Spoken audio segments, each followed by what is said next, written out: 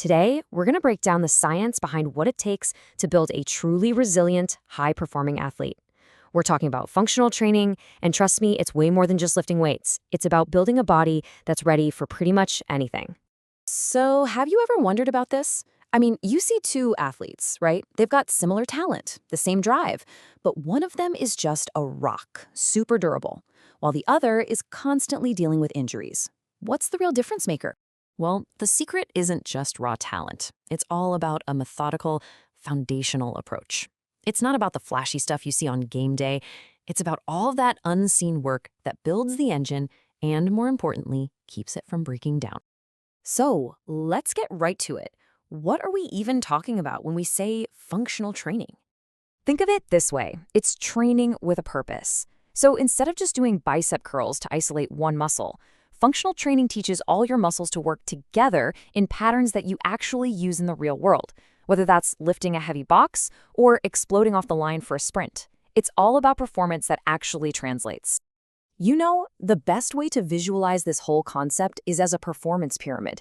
You just can't put the peak on top without a really solid base. See, each level supports the next, and if you skip a step, the whole thing can come crashing down. So the crucial point here, you've got to build it in the right order. So let's start where we have to, at the very bottom of that pyramid. We're talking about stability. This is the absolute, non-negotiable starting point for every single powerful movement you'll ever make. Okay, this quote right here, it really nails it. Proximal stability is just a sciencey way of saying a stable core and trunk. Think of it like a huge oak tree. A tree with a thick, strong trunk can have branches that whip around like crazy in the wind and they don't break. Your arms and legs, they're the branches. Without a stable core, they just can't generate force effectively. And look, building stability isn't just about holding a plank forever. It's a dynamic process. We progress by making things a little bit harder, systematically. We go from sitting to standing, from a wide stance to a single leg, and from a solid floor to something wobbly and unstable. You're basically teaching your body to adapt and stabilize against all these new challenges. So what does this actually look like in the gym? Well, you might start right here, just learning how to keep your balance while sitting on an exercise ball. Simple, right? But then maybe you start reacting to a ball being tossed at you. It gets harder fast. From there, you level up. We increase the challenge by kneeling on something like a Bosu ball. This makes your base of support way smaller and forces your core and hips to work so much harder to keep you upright, especially when you start adding movement, like catching and throwing. And then you get to the top tier of this foundational work, standing on an unstable surface, reacting to totally unpredictable forces. The end goal is to build a nervous system that just reflexively stabilizes you in any situation. That's how you create that rock-solid foundation. Okay, so once that stable foundation is locked in, then we can start building the next level of our pyramid, functional strength. And this is a really, really important distinction to make. Traditional strength, like that bicep curl, is great for making a muscle bigger. But functional strength, that's about teaching lots of muscle groups to fire together in coordinated patterns. It's the difference between having big muscles and having smart muscles that know how to work as a team. This is what protects your joints because the load gets shared across your whole body, not just dumped on one spot. Okay, foundation is stable. Strength is built on top. Now we get to the fun part, the peak of the pyramid. With that solid base and strong structure, we can finally unleash the ultimate expression of athleticism, power. The magic word here is plyometric training. And I know, it sounds super technical, but the idea is actually pretty simple. Imagine your muscles and tendons are like a big rubber band or a coiled spring. Plyometrics is just training that teaches you how to stretch that rubber band and then, snap, release all that stored energy as quickly and as forcefully as possible.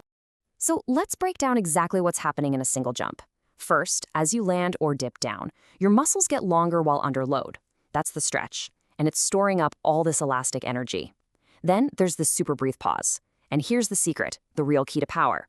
You want this pause to be as short as humanly possible. Why? Because the longer you wait, the more of that amazing stored energy just disappears as heat. And finally, you explode up. Your muscles shorten, and all that energy is released. The faster that transition, the more powerful the jump. Simple as that.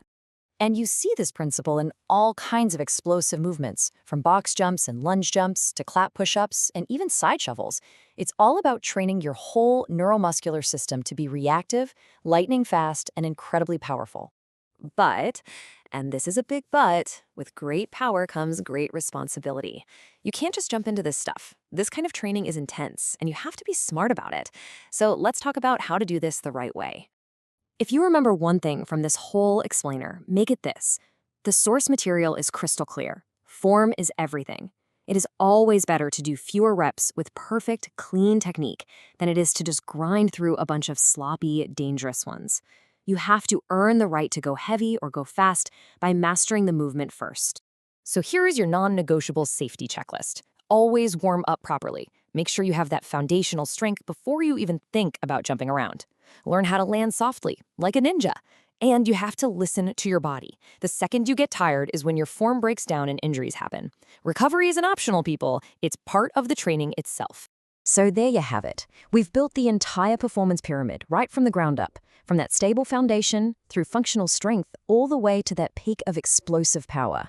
So the real question I want to leave you with is this. Looking at that pyramid and being honest with yourself about your own performance, which layer of your foundation needs the most work?